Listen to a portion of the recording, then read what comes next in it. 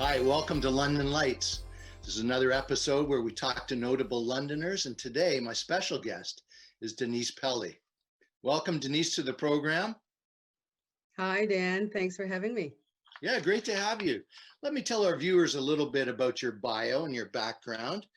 Denise was born in Nova Scotia. She moved to London at age 6, and this remains her home. In the early 1970s, she joined a band in Michigan called the Sounds of Charisma, and she cut her chops traveling with that band in Michigan and northern states for 2 years, performing all types of music. That included Todd Rundgren, Stevie Wonder, Chaka Khan. Her musical influences are diverse, being a fan of jazz, blues, R&B, Motown, rock, gospel, any music, as she describes, that feeds her soul. She has performed all over the world, including Dubai, South Sudan, Nigeria, Germany, and Moldavia. She once opened for Aretha Franklin, the Queen of Soul, at Bud Gardens in 2003, and had an opportunity to spend an hour one-on-one with her. She's traveled to Africa to perform charity work with children there and has always given back through her music. Denise has been a familiar face on the local London scene. She's been very popular as a performer, appearing on stage in Jeans and Classics, as well as multiple other venues. Denise, welcome to the program. It's good to have you. You are a London Light. Oh, thanks, Dan. Really So happy to be here. everyone in town knows you and loves your music, loves your performances. Can you tell me how you got your start? I've often seen video of a young performer like a Whitney Houston singing at the age of 3 or anything like that. Did you know at a young age you were destined to be a performer? Yeah, I really did. I've always been into music, and actually, I started performing in front of an audience, I guess you could say, in church at St. Patrick's Catholic Church here in London. And we did a folk mass. There was 4 or 5 of us young women who did a folk mass every Sunday. So that's kind of how I started getting used to singing in front of people. And then when I got into high school, I got interested in blues and jazz and joined a couple of bands and did some performing with them and just went on from there. Well, who were some of your earlier influences? Do you remember who really struck you? Was there anyone that you looked at on stage or on TV and said, that's who I want to be? Um, I've got so many people who I have been influenced by music wise, and it's pretty diverse because I enjoy lots of different kinds of music. So, I was into listening to Aretha Franklin, and then I was into listening to Carole King, James Taylor, and a lot of the jazz influences when I got older would include Nancy Wilson, Carmen McRae. It just goes on and on. That's a very diverse list of musical interests. And I got to say, that seems unusual for the guests that I've interviewed. So, generally speaking, you must just love music. I do. I love music. If it's good and if it's performed well, and it's performed with meaning and soul, then I love it. Hmm. Well, it's so funny. So many of the great female singers of our age start out in church, as you say, and gospel Mhm, is one of their mhm, roots. And mhm. were there any gospel performers that you really admired? Well, Aretha Franklin did a lot of gospel, so I always like to listen to her. Um, but for gospel, for me, it's more of a feeling of when you're singing the song, because a lot of the songs that are out there aren't necessarily gospel songs, but you can do them with a gospel feeling, Sure. and therefore it means something different to different people. Right. So I want to go back to your days, early days in Michigan. You're what, 17 or 18 years old, Yeah, yeah. and now you're going to hit the road. Now, uh, what does mom or dad say about that? This young Yeah, no girl heading kidding. out on the road with probably a band of guys. Did they have concerns? Did they tell you you can't do it, or were they supportive? What was the feeling? All of that. all of that. They would have concerns, of course, with their 17-year-old daughter going off to Michigan with some people that they had really just met. But always um, they were always behind me and very supportive in what I wanted to do, because they knew from an early start that I wanted to get into music. And this band that I ended up joining for a couple of years, they happened to be in London performing, and a friend of mine called and said, "You got to come and hear this band. They're really good, and they're looking for another female singer." So I went down that afternoon to the club that they were playing at, and did a couple of songs for them, and then they hired me. That's cool. Yeah, very I cool. just did a interview a short while ago with Dan Broadbeck, who talked about the singer in the Cranberries, and she had a similar experience at a very young age. She's out on the road with a bunch of guys, and her parents were kind of concerned, but they knew that she had solid roots and they could trust her, and everything would work out fine. And of course, we know that it did. So the type of music that you were performing, as you say, you're cutting your chops now, traveling through Michigan. You're in the shadow of Motown doing that. Is there anything that stands out to you there? What was it that really entrenched you as someone that wanted to be a musical performer and a singer?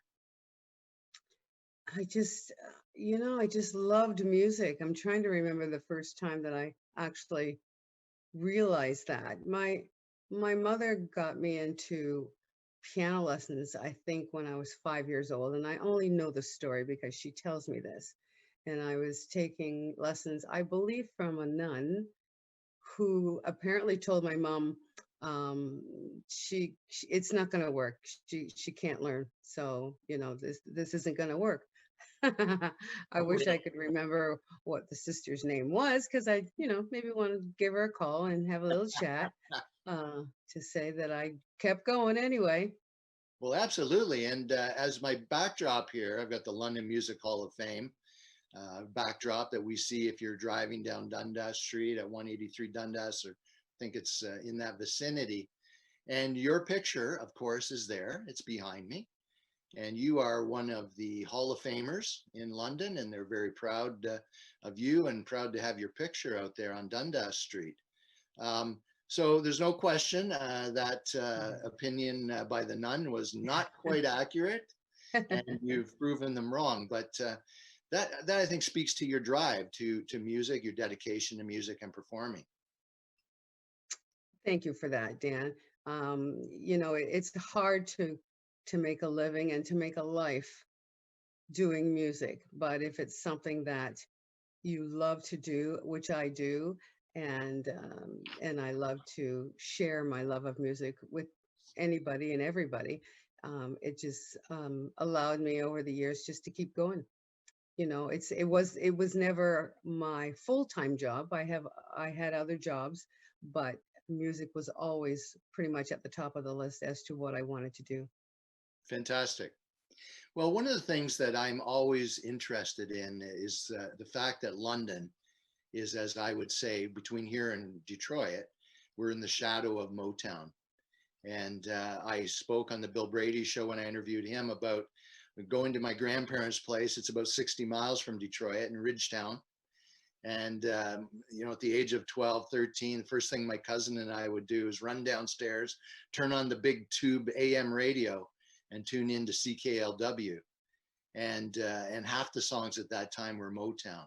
And I think it may be easy for people to forget how big Motown was in the 1960s. And one of the guests I had on a previous show was Professor Rob Bowman, and he's assisted me in just giving a little nod here to Motown. So please indulge me for a moment, Denise, while I read this, and it may spark some comments from you as well. So shout out to Motown. Hitsville, USA, they call it sometimes, is about 120 miles from London, Ontario, just over the border between our two countries. Motown was founded when Berry Gordy Jr. felt he was underachieving as a boxer, a record store owner, and assembly line worker in Detroit. So he turned his sights on music. I think this is a great story. He started even writing songs. Here's a guy on the assembly line. He's like, he doesn't like this. He's not feeling fulfilled. So he starts going in this direction of music. He rented a house at 2468 West Grand Boulevard in Detroit, and he founded Hitsville, USA, with a recording studio in a cramped attached garage, using studio musicians who we now refer to as the Funk Brothers. They helped generate what we call the Motown sound. Gordy tapped into local Michigan talent. He might have had his eyes on you, Denise. I don't know if you're traveling in Michigan at the time. And the magic started happening. Using an assembly line approach to cranking out fantastic music that appealed to both white and black audiences, he used acts like Martha Reeves and the Vandellas, Aretha, as you mentioned, Stevie Wonder, the Jacksons, the Supremes, and Temptations, many, many others, and produced hit after hit after hit. In fact, between 1960 and 1970, Motown produced 535 singles. That is remarkable. And 2/3 of those were in the charts at the time. 79 of them were top 10 hits. Unprecedented success, nothing before it, nothing since, and it was Detroit, 120 miles away from where you and I are sitting right now. That music influenced American and British bands, including the Beatles. I looked at their first album. There's about 5 Motown songs on that, cover songs that they did. It's incredible. That music no doubt influenced you. I want to talk to you about that in a moment. We're going to talk about you meeting the Queen of Soul, Aretha Franklin. That had to be a seminal moment in your life. But we do have to take a commercial break. So I'm just going to ask you to hang on to those thoughts, and we'll be right back after this commercial.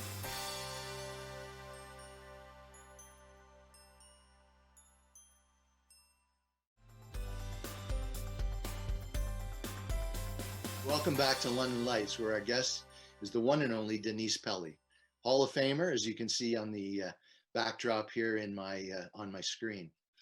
Denise, before we took the break, we were talking about Motown and its incredible influence. And I think you were touring with your band in Michigan in the early 1970s. So Motown would have just pulled up stakes and moved to LA at that point in time. But did you get that Motown feel with some of the artists that were coming over the airwaves and sometimes hitting us here in London? For sure. I got the feel then, and I still get the feel now. And what I love about Motown music is that you can listen to music back in the 70s that they recorded, and you can listen to it today. And for me, it just doesn't feel dated. It still feels like, yeah, that's the kind of music that's going on today. And it's nice to hear lots of different bands and singers and musicians take their own spin on a lot of the Motown music. Yeah. And that's what I really liked about it.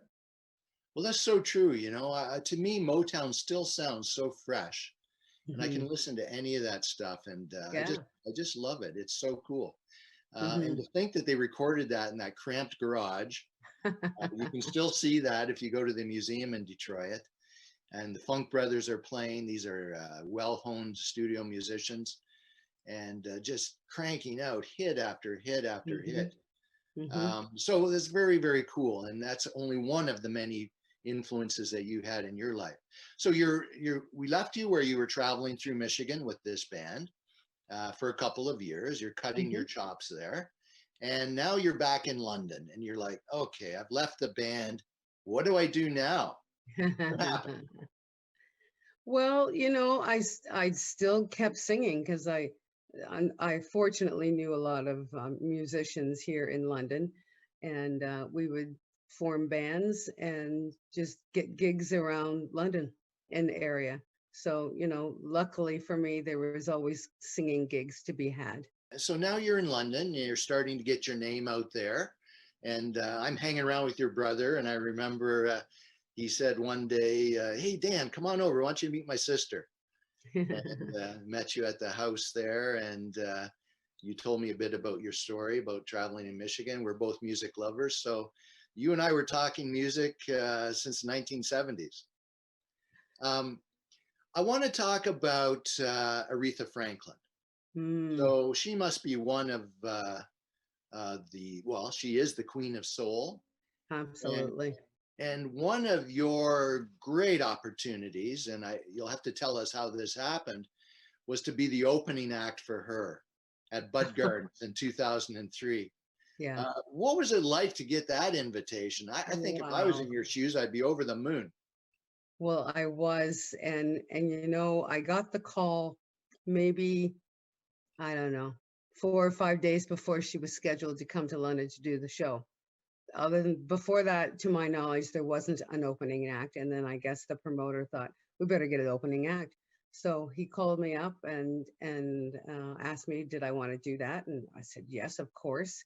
And it was just only going to be me and a keyboard player. Okay. So I remember going over to Don Paulton. He's the keyboard player that did the gig with me. I remember going over to his house and we were figuring out what songs we were going to do and go through the arrangements. And then at one point I stopped and I looked at him and said, what are we doing? There's just two of us opening for Aretha and her entourage, and it's just going to be us two up there. But we went ahead and did it, and I really felt the warmth because I did it at home. I was here in London, Mm. Ontario, my home, in front of hometown people, in front of a lot of my friends. So I knew that they were there, rooting for me and supporting me. And it was an absolutely wonderful experience. Oh, I bet.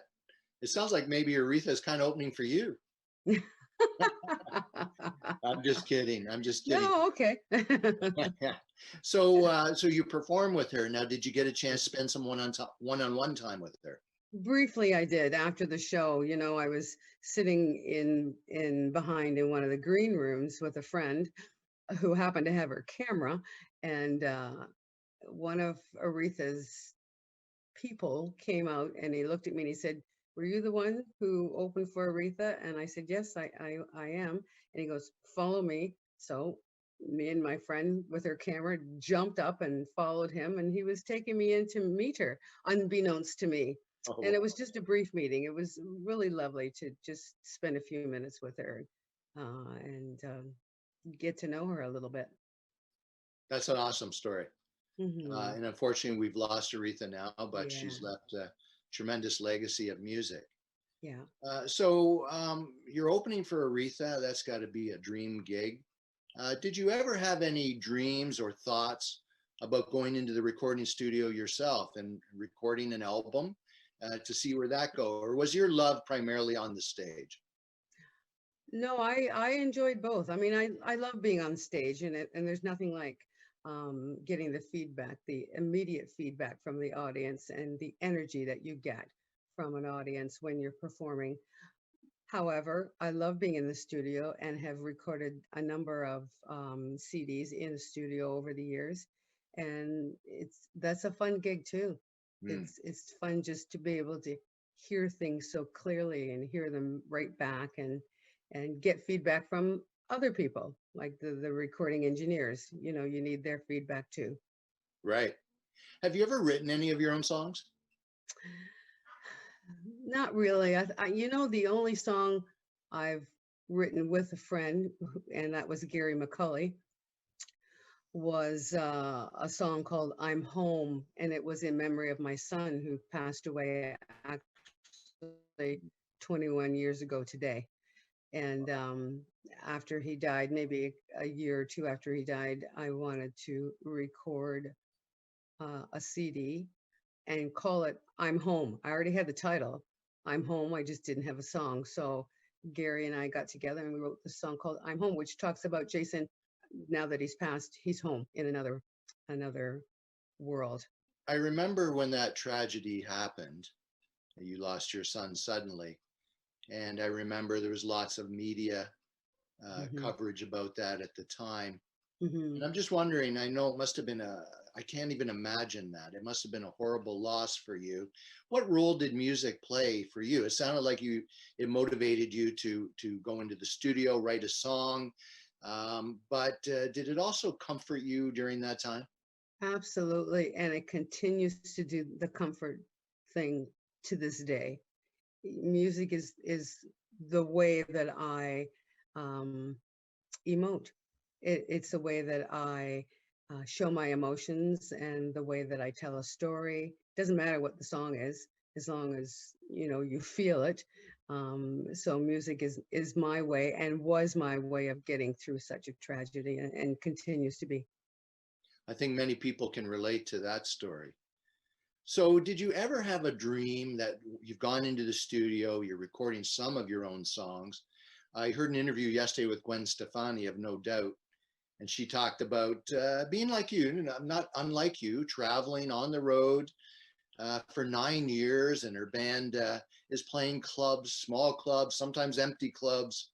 And she's written a few songs, and one of them, I guess, is Spider Webs, and Don't Speak is another one. And they go into the studio, record that, and they become huge hits overnight. What a thrill that must Hmm. have been. Was that ever a dream that you had as well, or and do you feel that maybe that was something, an opportunity missed, or do you feel that you've been fulfilled in your music career with what you've done? It was always a dream to be able to do what I could with music. I would have loved to gone a little further. However, I had three boys, and it was always the top of my list to be the best parent that I could be, and didn't want to spend time away from them if I could help it. And I know that you do have to do a lot of traveling when you're trying to make music your full-time gig. Sure. That means travel and being away from family and being away from home. And I chose not to do that. Hmm. That didn't mean that I didn't do any traveling. I did, but family was always first and foremost. Yeah, and that's always a tough judgment call for moms and dads, Yeah, especially moms. yeah. They're the Hmm. ones that are primarily there for the kids. But I want to move on now because I'm mindful of the time. And I know there's been another area of your life and performance that has brought you tremendous satisfaction, and that's your involvement with the children in Africa. And could you help Hmm. us understand how that all came about and what happened? I'm a volunteer with an organization called Canadian Aid for Southern Sudan, run by Jane Roy and Glenn Pearson. And those are the two people who also run the food bank. And they're wonderful people and great friends of mine. They had been going to South Sudan for a few years. And for several years, I have been performing in an annual concert to raise funds for the programs that they do in Southern Sudan. And I had asked Jane once, I said to her, I'd love to go with you one of these years, just to be able to see what you see, to meet who you meet, to live like they live, and just to get a real feel for that. And she said, well, why don't you? So the following year, which would have been 2007, my first year of going there, uh, I went with several other women, and I just got hooked. I got hooked on the people, and seeing that people who have nothing can still smile and can still embrace you and still love.